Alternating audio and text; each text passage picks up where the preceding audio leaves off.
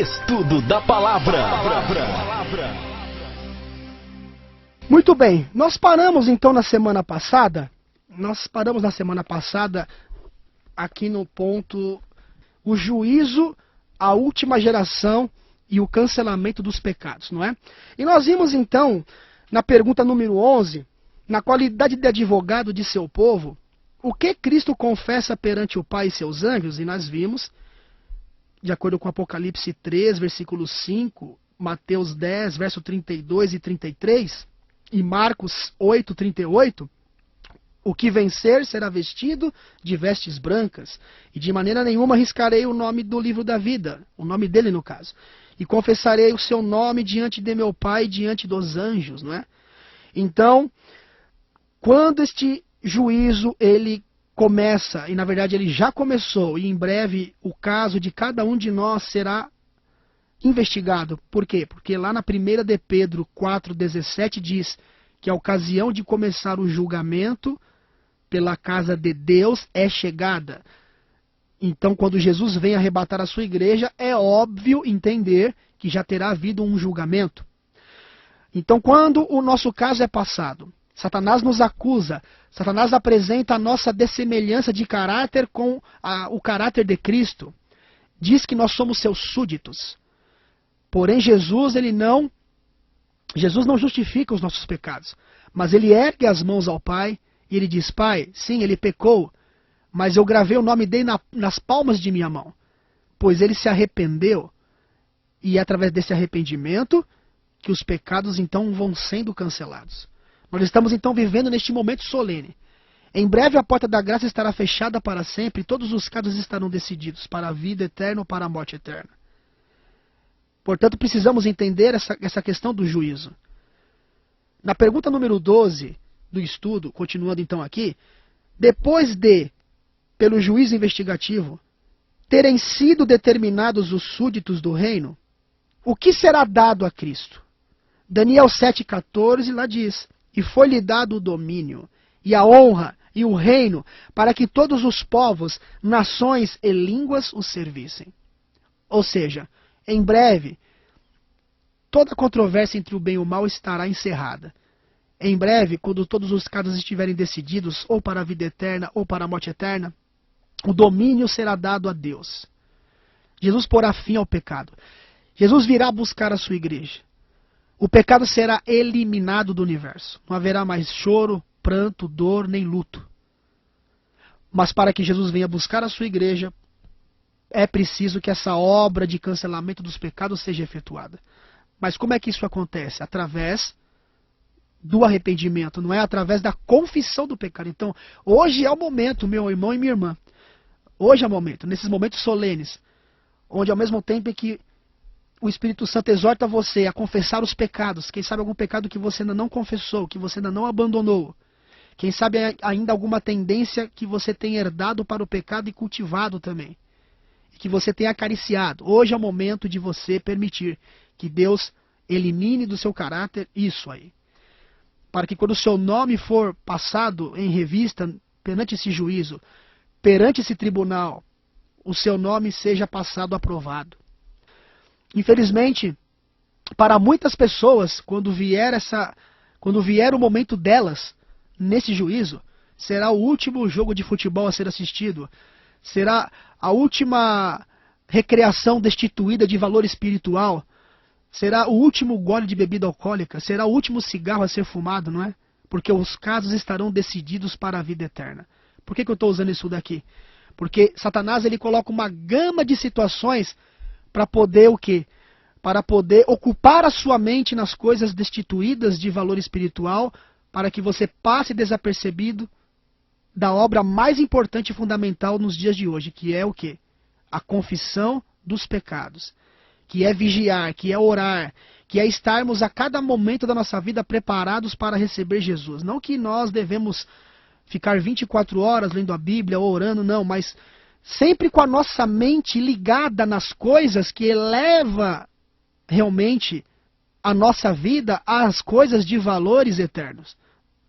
Tudo que for feito na vida do cristão, seja uma recreação, seja um programa que ele vai assistir, tudo aquilo deve estar no contexto da atmosfera celestial, algo que não venha manchar o caráter, porque vivemos hoje nos momentos finais da história deste mundo.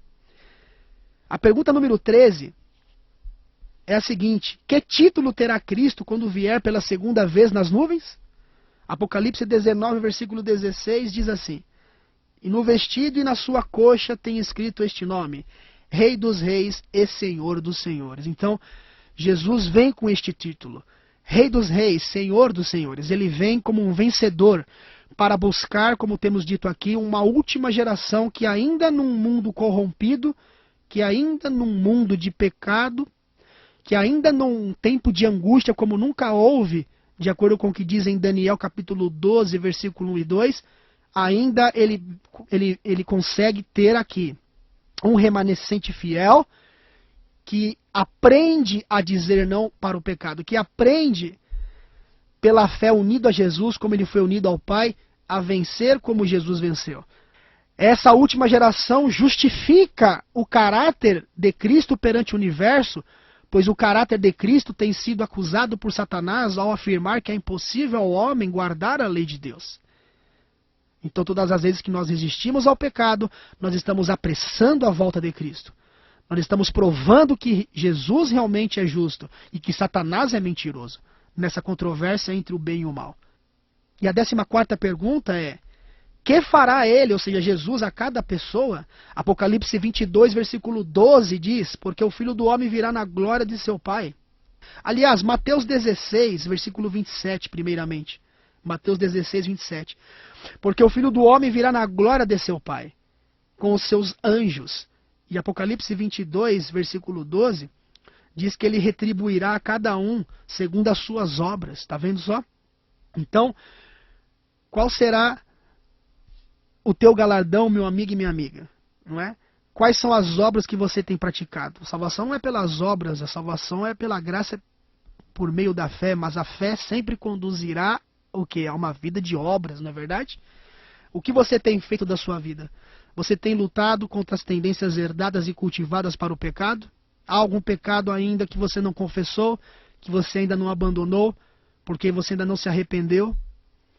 Você tem feito um exame, um autoexame da sua vida, um autoexame de consciência?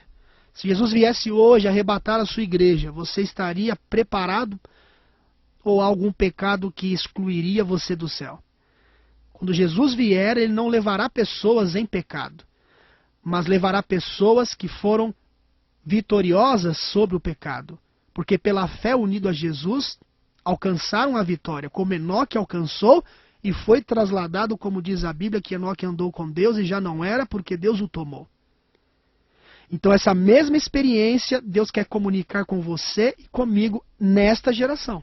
A vitória completa sobre o pecado. E a 15ª pergunta é: aonde levará Cristo então o seu povo quando ele vier? No Evangelho de João, capítulo 14, versículo 2 e 3, Evangelho de João 14, verso 2 e 3 diz: na casa de meu pai há muitas moradas, se não fosse assim eu vou-lo teria dito. Vou preparar-vos lugar. E se eu for e vos preparar lugar, virei outra vez, e vos levarei para mim mesmo, para que onde eu estiver, estejais vós também.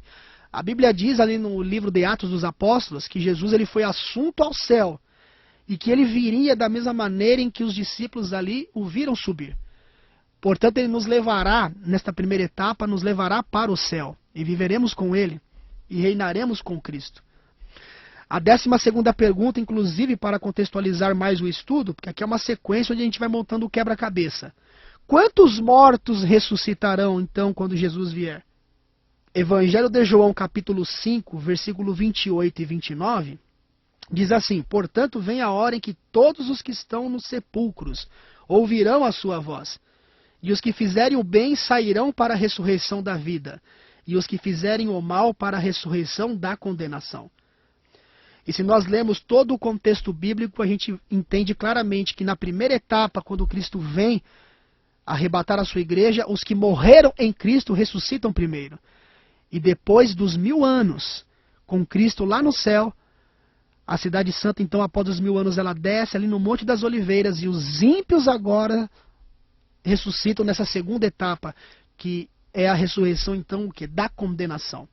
Inclusive, na pergunta 17, ela trata o seguinte, ó, que tempo haverá entre as duas ressurreições? Que tempo haverá entre as duas ressurreições?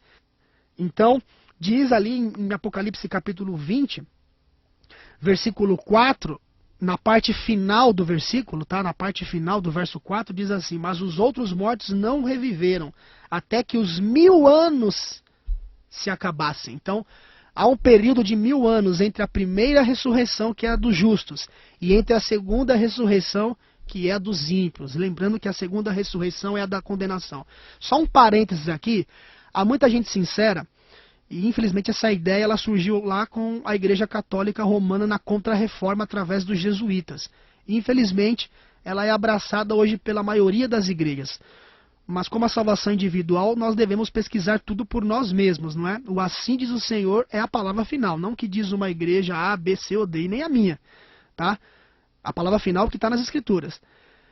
Se é verdade que haverá um arrebatamento secreto e que haverá uma segunda oportunidade para aqueles que ficarem, desde que não recebam a marca da besta, mas tenham que pagar com a vida por rejeitarem a marca, então temos um grande problema aí, porque a segunda ressurreição, a Bíblia é clara em afirmar que se trata da ressurreição da condenação. Então, se Jesus ele vem e arrebata a igreja secretamente, ainda que isso fosse verdade, aí há a primeira ressurreição.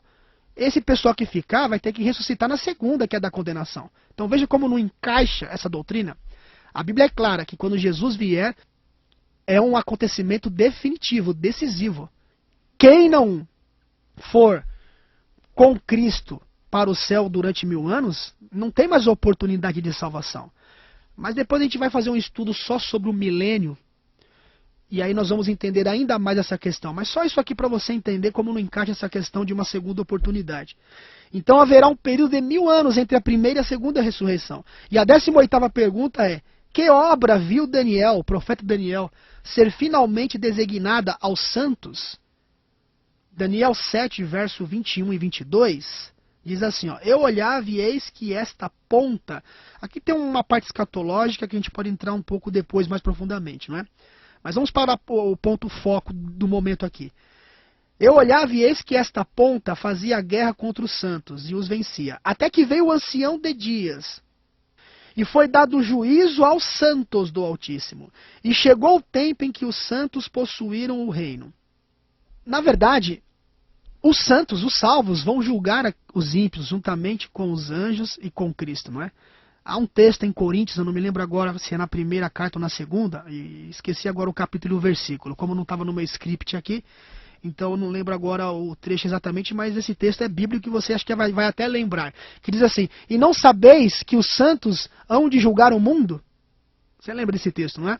E não sabeis que os santos hão de julgar o mundo? Ou seja, os salvos então agora se empenham em julgar esses que se perderam. Esses que ficaram para trás, mas não ficaram para trás vivos, mas o quê?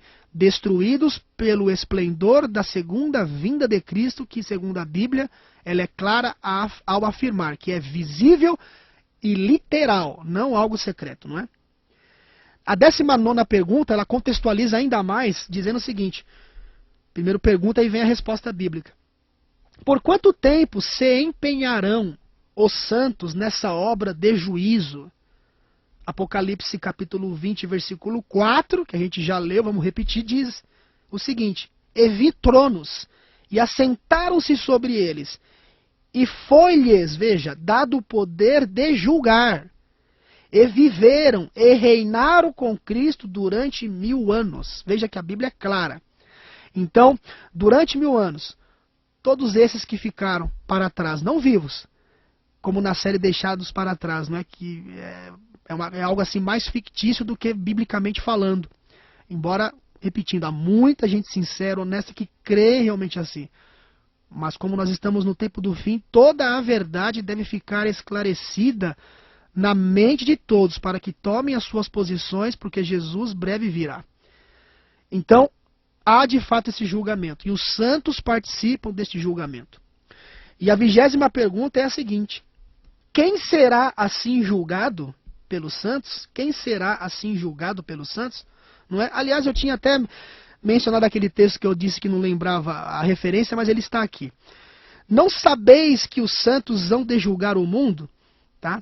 Não sabeis que os santos hão de julgar o mundo? Eu achei que não estava aqui no script, mas ele estava. Ora, se o mundo deve ser julgado por vós, sois porventura indigno de julgar as coisas mínimas?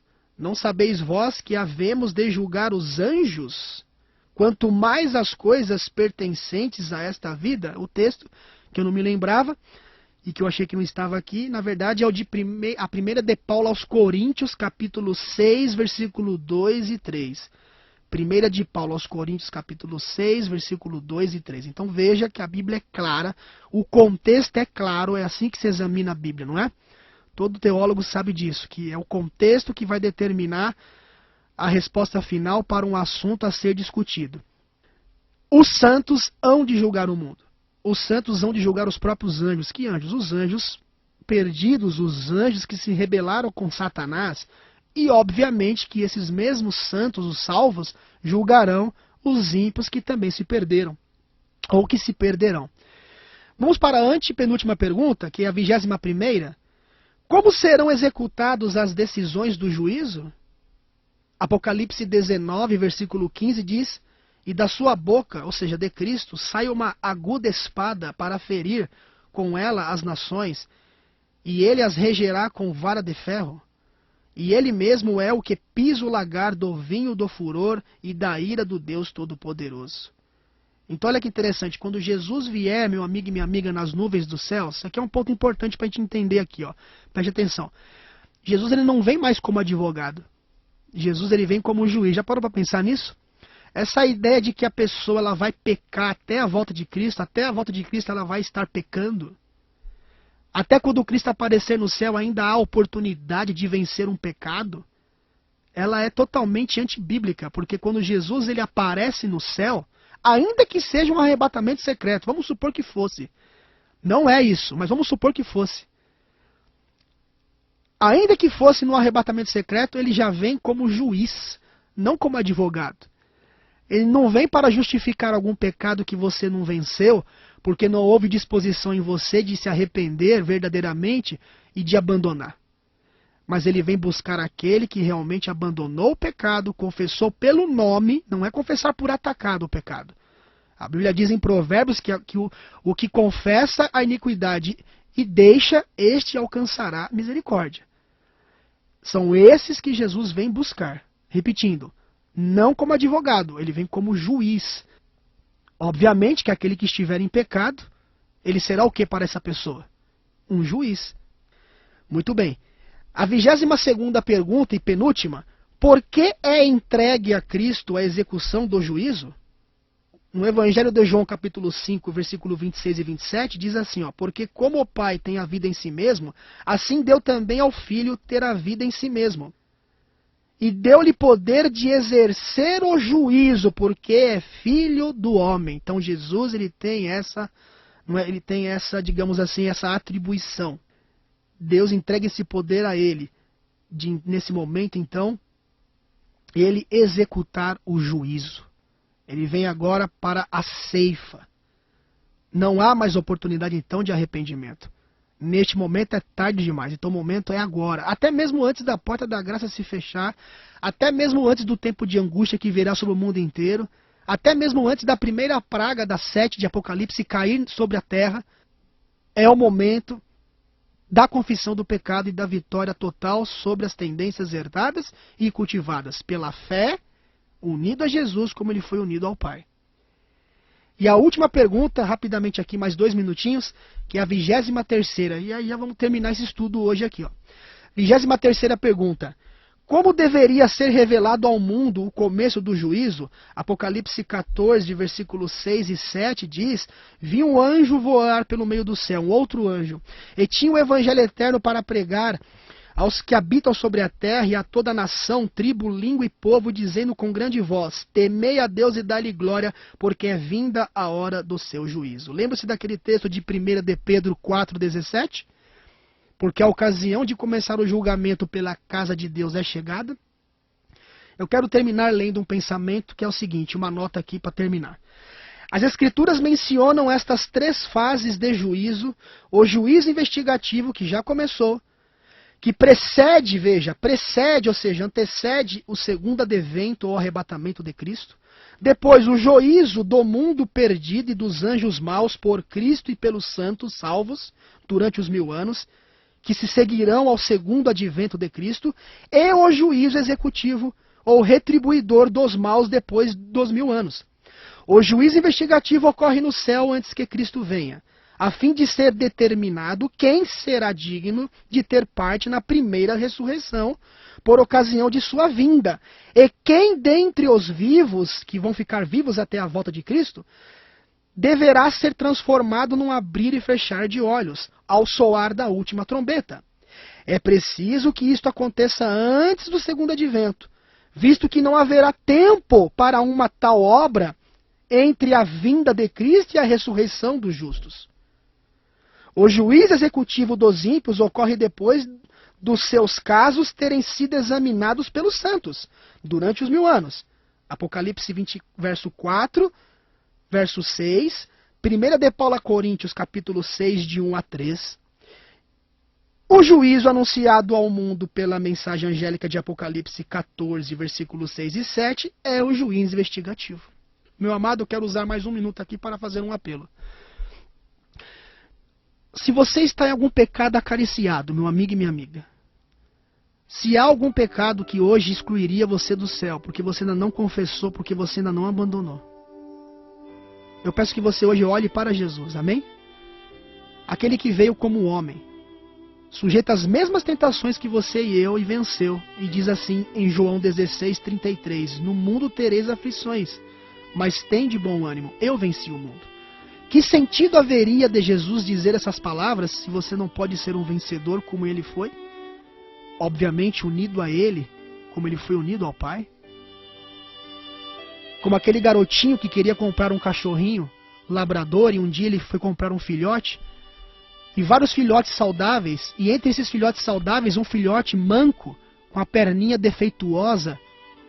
Ele tinha nascido com aquela perninha defeituosa e o dono disse, porque o garotinho falou, é esse que eu quero, senhor, esse com defeito na patinha. O dono disse, mas esse aí, esse eu vou sacrificar.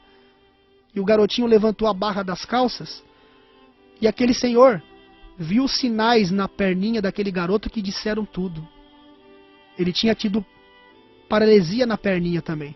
E o garotinho disse, senhor, esse cãozinho necessita de alguém que o compreenda. Jesus, meu amigo e minha amiga, ele compreende você. Ele foi tentado à sua semelhança e provou para você que você pode ser um vencedor e que você não é obrigado a ceder ao pecado. Se você cair, lembre-se que a Bíblia diz, temos um advogado. A Bíblia diz, digo isso para que não pequeis, mas se pecar, temos um advogado. Continue firme, agarre-se a Jesus, continue a sua caminhada. Se muita coisa que você conseguiu deixar para trás, e elas ficaram realmente para trás, as demais podem ser deixadas para trás também. Pai amado, eu entrego essas pessoas em tuas mãos, e que o Senhor venha transformar o caráter de todas elas, e o meu também, e de toda a nossa família, porque Jesus está voltando, e quando Ele vier não haverá mais oportunidade. Hoje é a oportunidade da salvação. Ajuda-nos a confessar os nossos pecados e a vencer pela fé as tendências pecaminosas que há em nós. Em nome de Jesus te pedimos e agradecemos. Amém.